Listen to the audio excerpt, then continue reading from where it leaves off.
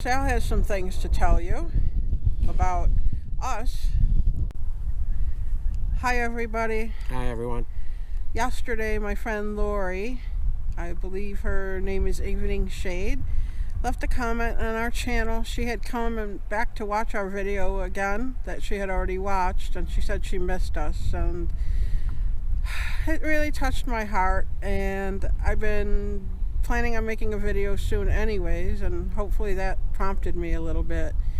We do understand that, we've heard from our viewers that, you do miss us, and we understand. We know because we've watched YouTubers and we've really cared about them, and so we're sorry that we haven't put up a video lately, and we hope we're not getting wind noise for this.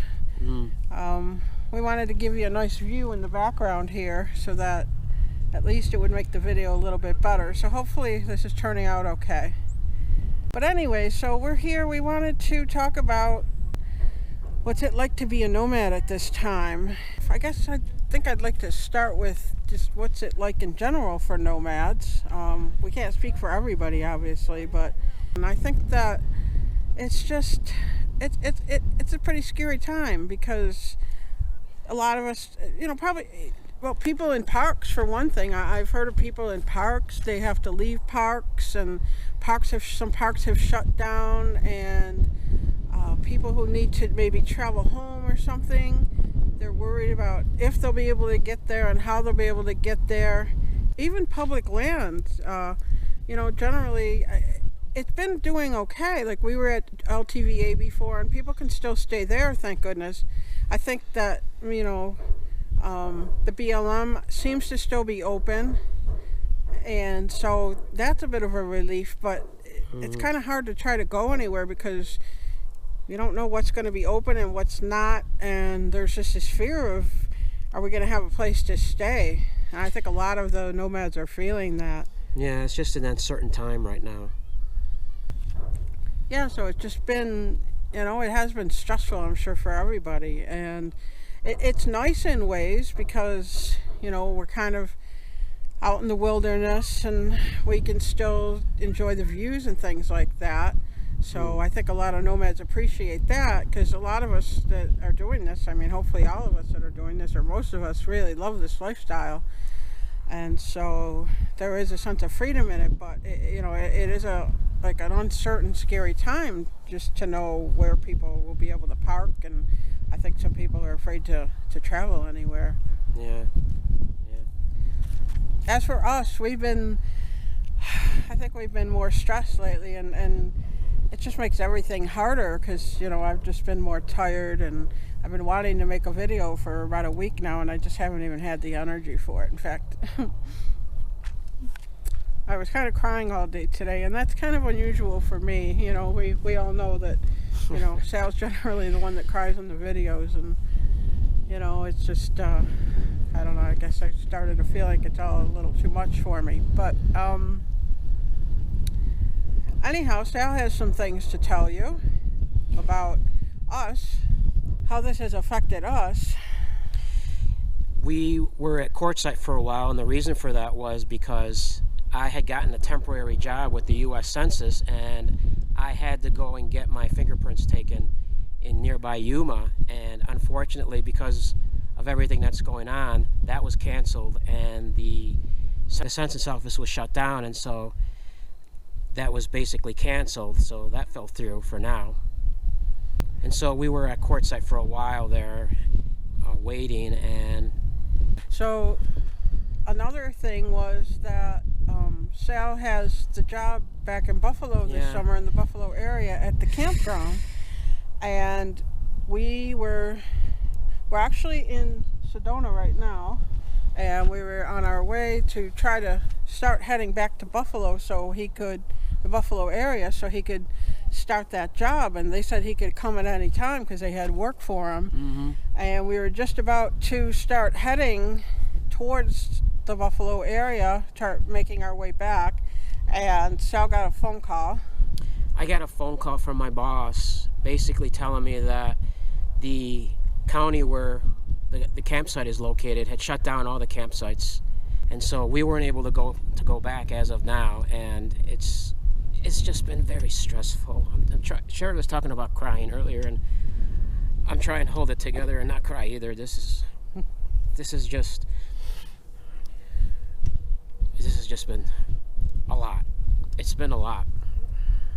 So basically, the Erie County executive closed down all the campgrounds in Erie County, and so nobody can go there. And so Sal actually called and said, well, we're actually going to be living there and staying there, and there are a lot of people in RVs that need to stay in campgrounds.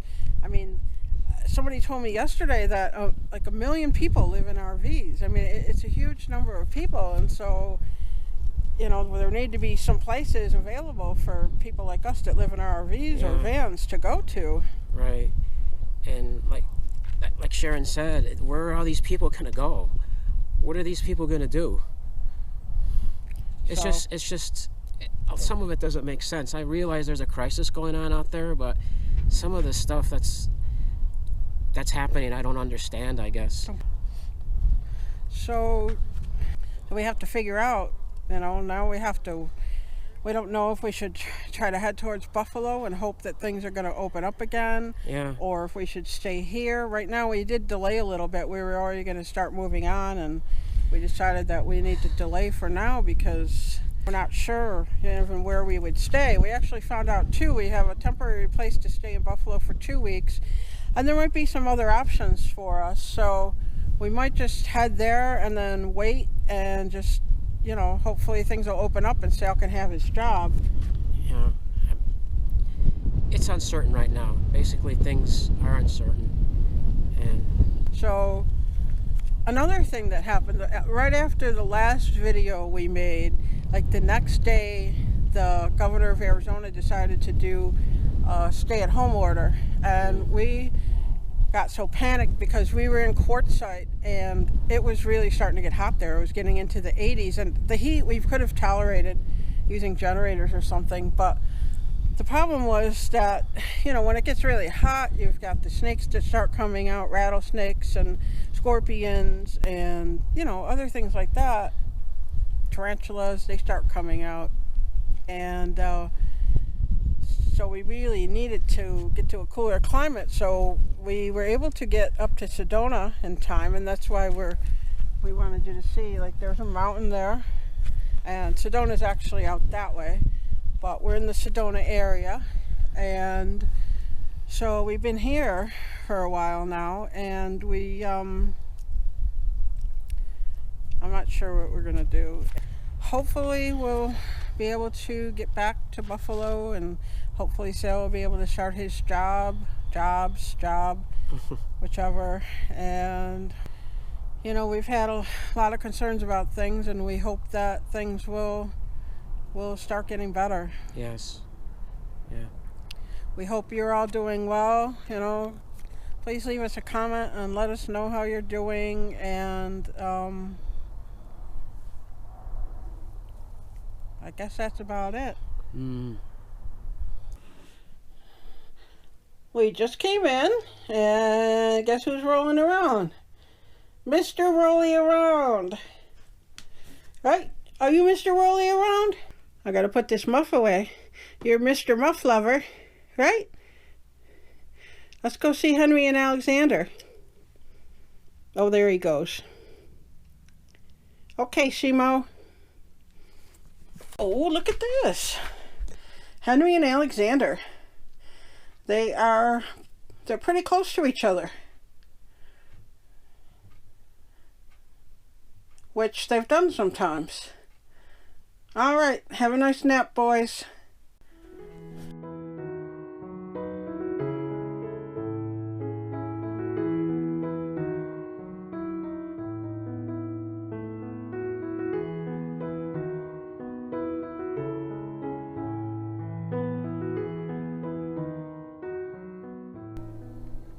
So these are the masks.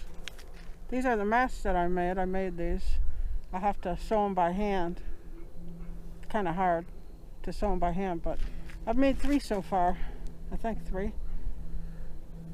At least 3, maybe 4, but I think 3. But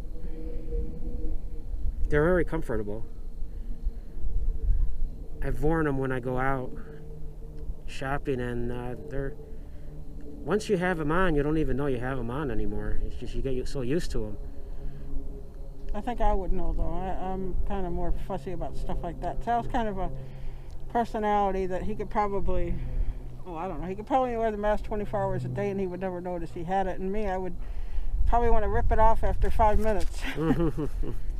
Because I'm just more of a particular person. Sal's been the one that's been wearing them when he goes to the store. Mm-hmm. I hope none of you have to lip read, because Yeah. that would make this harder. But anyway, so here are the masks. I got a phone call from my boss basically telling me that the county where the campsite is located had shut down all the campsites, and so we weren't able to go back as of now, Come on. and so we weren't able to go. If you enjoyed the video, give us a thumbs up below. And don't forget to subscribe. Thanks for watching.